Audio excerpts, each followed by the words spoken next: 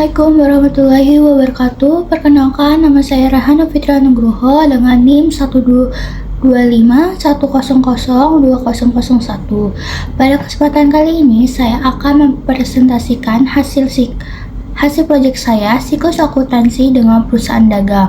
Perusahaan dagang ini saya berikan nama Ubawi Supply, di mana Ubawi Supply ini bergerak di bidang fashion, menjual produk urban seperti kaos, hoodie, dan celana kargo. Nah, tanggal 1 Januari ini, Rina menyetorkan modal sebesar 200 juta. Maka akunnya itu cash pada share kapital sebesar 200 juta. Nah, tanggal 3 Januari, perusahaan menyewa gudang selama 1 tahun sebesar 48 juta secara tunai. Maka akunnya repatriate pada cash sebesar 48 juta. Nah, tanggal 5 ini perusahaan membeli hak paten seharga 15 juta secara tunai. Maka kita akan membuat jurnalnya paten pada cash sebesar 15 juta. Kenapa cash di kredit? Karena dia membayarnya secara tunai, di mana cash itu berkurang di kredit. Lalu pada tanggal 6 ini melakukan investasi jangka panjang senilai 20 juta secara tunai. Maka akunnya itu investment insure pada cash pada cash besar 20 juta rupiah. Nah, tanggal 7 ini perusahaan membeli persediaan barang sebesar 80 juta secara kredit dengan syarat pembayaran 2/10 N/30, di mana artinya itu kita mendapatkan diskon 2% 10 hari setelah transaksi, jatuh tempo 30 hari setelah transaksi. Lalu akunnya itu kita purchase pada account payable sebesar 80 juta. Kenapa purchase? Karena kita membeli persediaan barang dan kita menggunakan sistem periodic system, jadi kita pakai nama akunnya sendiri, bukan diganti menjadi inventory atau merchandise inventory. Jadi kita pakainya purchase. Nah, pada tanggal 10 ini sebagian barang dagang diterima dari supplier ditemukan mengalami cacat sebesar 10 juta. Maka akunnya itu account payable pada purchase return and allowance sebesar 10 juta. Karena barangnya dikembalikan oleh reseller kepada kita, maka utangnya bertambah.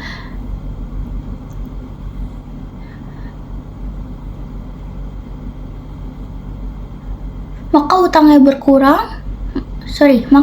berkurang dan barang returnnya itu akan bertambah. Nah, pada tanggal 12 ini perusahaan melunasi sisa utang kepada supplier sebesar 2%. Jadi account payable pada purchase diskon pada cash sebesar. Nah, account payable itu 70 juta. Dapat dari mana? Dapat dari 80. Karena pada tanggal 12 ini perusahaan memiliki utang sebesar 80 juta. Lalu pada tanggal 15 ini pada tanggal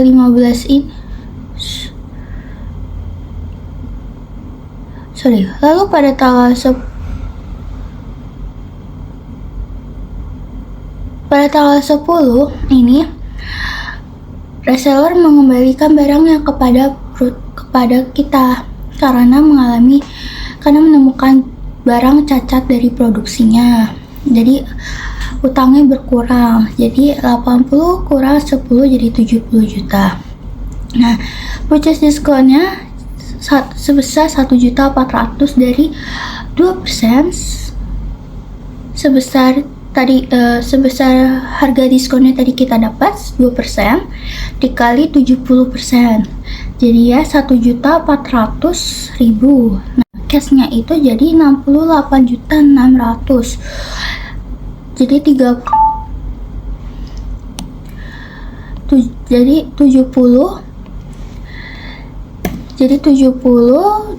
dikurang 1.400.000, jadi sebesar 68.600.000. Nah, pada tanggal 15 melakukan penjualan grosir secara tunai sebesar 65 juta. Cash pada sales revenue sebesar 65 juta.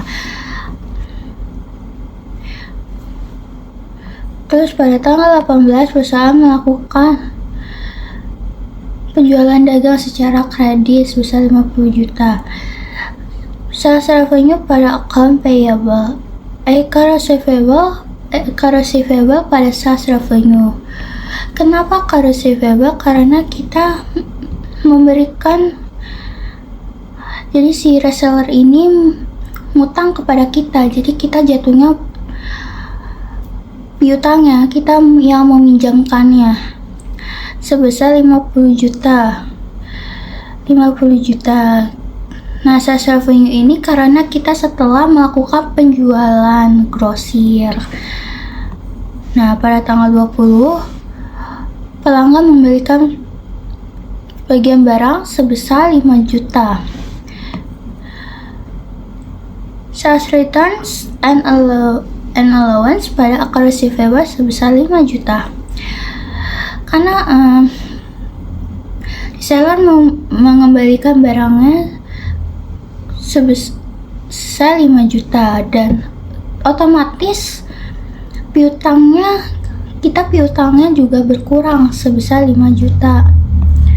Nah, pada tanggal 22 pelanggan melunasi sebagian piutang sebesar 30 juta melalui transfer bank. Jadi cash pada account receivable karena si pelanggannya itu sudah melunasinya sebesar 30 juta. Nah, perusahaan membayar gaji karyawan sebesar 12 juta secara tunai. Jadi salaries expense pada cash, di mana gaji karyawan itu termasuk beban juga.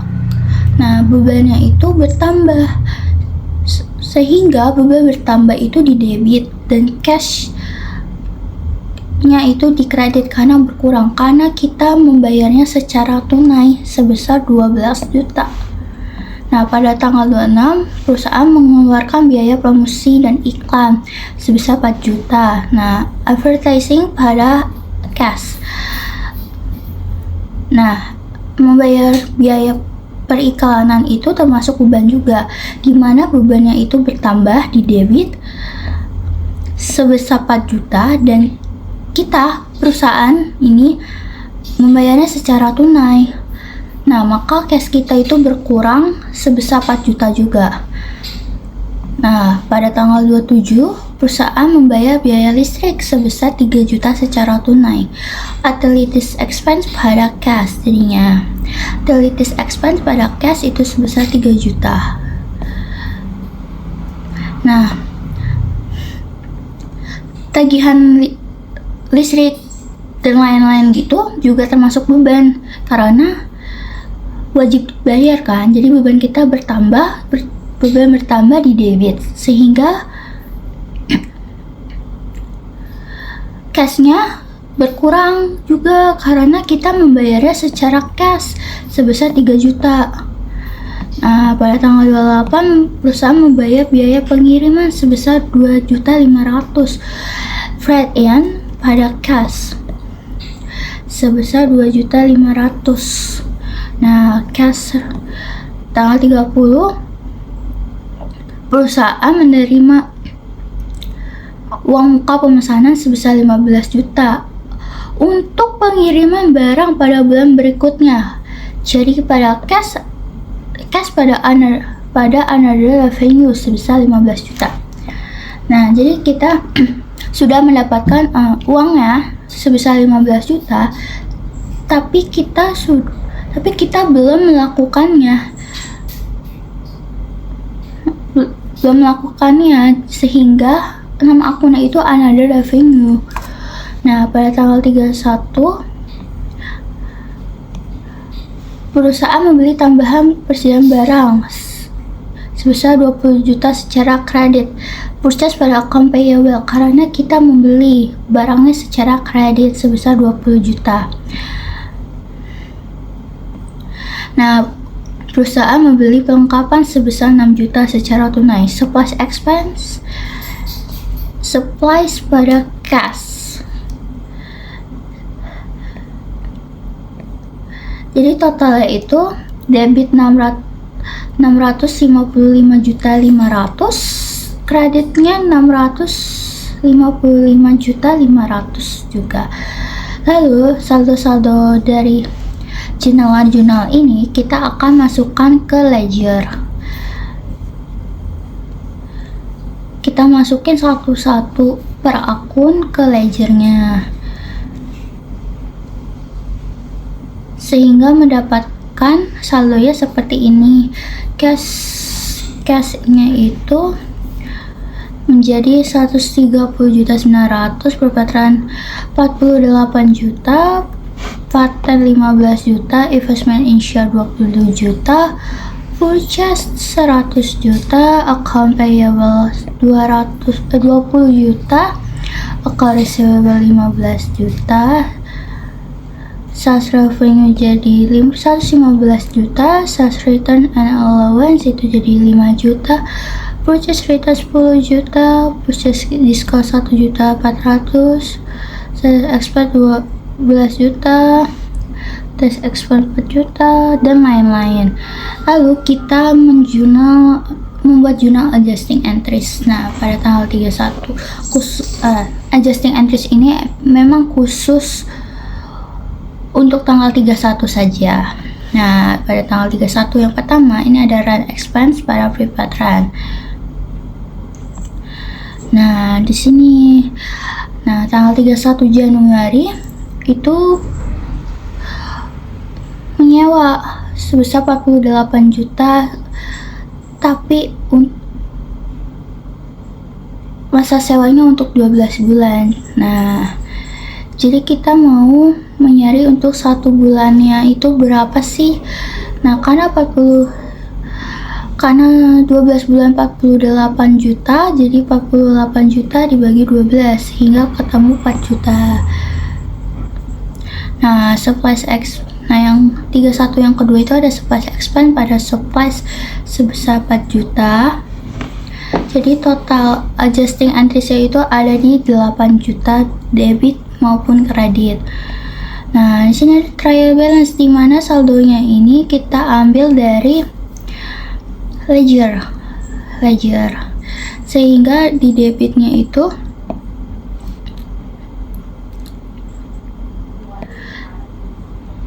$361.400.000, kreditnya 361.400.000. Nah, adjusting trial balance itu saldonya ini kita ambil dari ledger yang sudah diperbarui, dan tadi yang adjusting entries saldo-saldonya itu juga harus dimasukkan, yang ini tuh harus dimasukkan ke ledger juga, harus kita perbarui lah ledgernya. Maka adjusting trial balance itu totalnya 361.400.000 di debit, di kredit 361.400.000. Nah, worksheetnya ini ada trial balance, adjusting trial balance. Ini ada 3 jurnal, ini kita ambil dari masing-masing jurnalnya sendiri, dari trial balance, adjustment maupun adjusted trial balance. Jadi total trial balance-nya itu 361.400.000 di debit, 361.400.000 di kredit. Nah, di adjustment-nya ini kita masukin saldonya dari journal adjusting entries.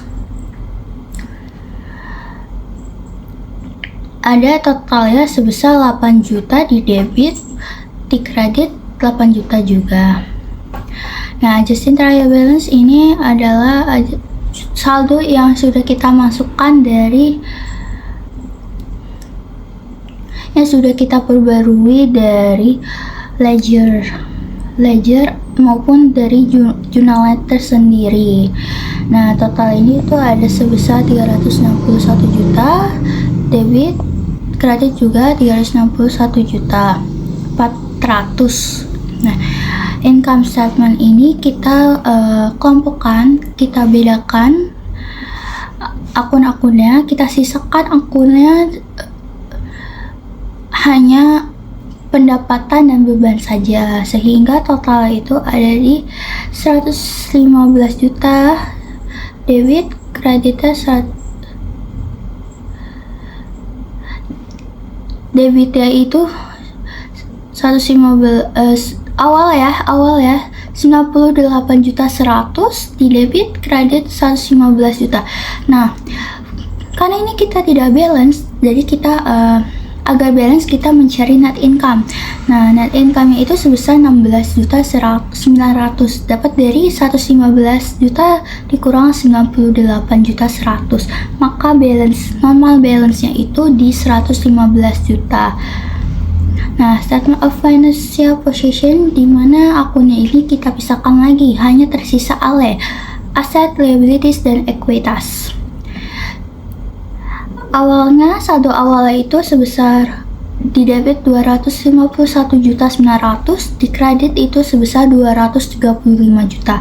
Karena tidak balance lagi, maka kita mencari net income-nya. Net income-nya itu kita ketemu sebesar 16 juta 900.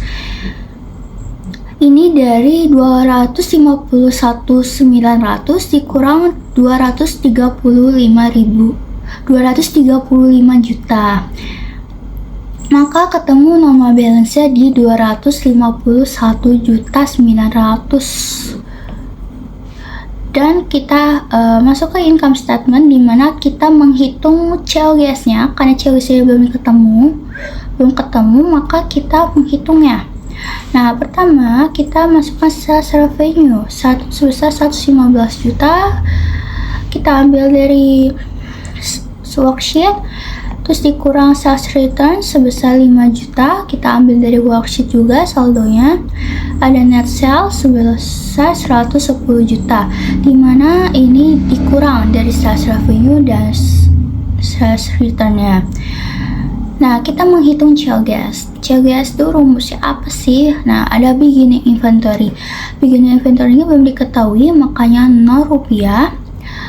Terus ada purchase sebesar 100 juta, kita ambil dari ledger juga. Lalu dikurang purchase return and allowance sebesar 10 juta, ambil dari ledger juga saldonya. Purchase discount sebesar 1 juta 400, kita ambil juga di ledger saldonya. Add freight in sebesar 2.500.000, kita ambil di ledger juga. Lalu ketemulah net purchase sebesar 91.100.000. Jadi kita kurang saja purchase dikurang purchase return, kurang purchase discount, ditambah freight in. Jadi ketemulah 91.100.000. Nah, kita cari good available for sale-nya. Ketemulah nih sebesar 91.100.000. Dapat dari beginning inventory ditambah net purchase, maka jadi tetap hasilnya 91.100.000. Nah, kita kurang ending inventory, karena ending inventory sudah diketahui di awal soal sebesar 25 juta, maka total COGS itu 66.100.000. Ini dihitung dari 91.100.000 atau good available for sale ya, dikurang sama ending inventory-nya. Terus kita cari gross profit-nya, maka ketemu 43.900.000. Terus kita hitung operating expense itu sebesar 27 juta, maka net income-nya ketemu 16.900.000. Dapat dari gross profit dikurang total expense-nya. Lalu kita cari return earning statement-nya, dimana return earning Januari awal bulan itu 0 rupiah, belum diketahui. Lalu net income itu sebesar 16.900.000 dikurang dividen yang belum diketahui, jadi 0 rupiah. Jadi return earning untuk akhir bulannya sebesar 16.900.000. Lalu kita menutup akun-akun yang tidak diperlukan. Nah, di sini ada sales revenue, income summary sebesar 115 juta, income summary sama sales return and allowance sebesar 5 juta, income summary pada CLGS sebesar 66 juta, income summary pada seluruh expense. Seluruh expense di sini ada 12 juta, 4 juta, 3 juta, 4 juta, 4 juta. Maka totalnya menjadi 27 juta, dan itu menjadi saldo income summary-nya. Lalu setelah ini seluruh akun dan saldo closing entries kita masukkan ke ledger. Kita perbarui lagi ledgernya, kita tutup akun-akun yang tidak diperlukan. Lalu kita masuk ke post closing trial balance, kita klasifikasikan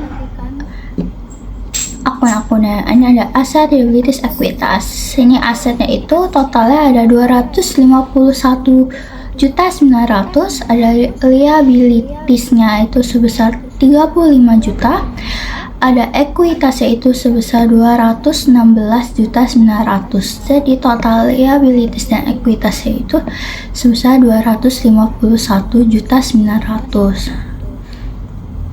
Lalu ada statement of financial position, di mana kita mengelompokkan kategori asetnya. Ada current asset sama non-current asset. Nah, current assetnya itu harta lancar sebesar 216.900.000, non-current assetnya itu sebesar 35 juta. Maka total seluruh asetnya itu sebesar 251.900.000. Lalu ekuitasnya di sini ada sebesar 216.900.000. Lalu liabilitiesnya ini ada sebesar 35 juta. Maka kita totalin ekuitas dan liabilitasnya, ketemulah hasilnya 251.900. Maka kesimpulannya total aset dan ekuitas dan liabilitas balance. Sekian dari saya, kurang lebihnya mohon maaf. Wassalamualaikum warahmatullahi wabarakatuh.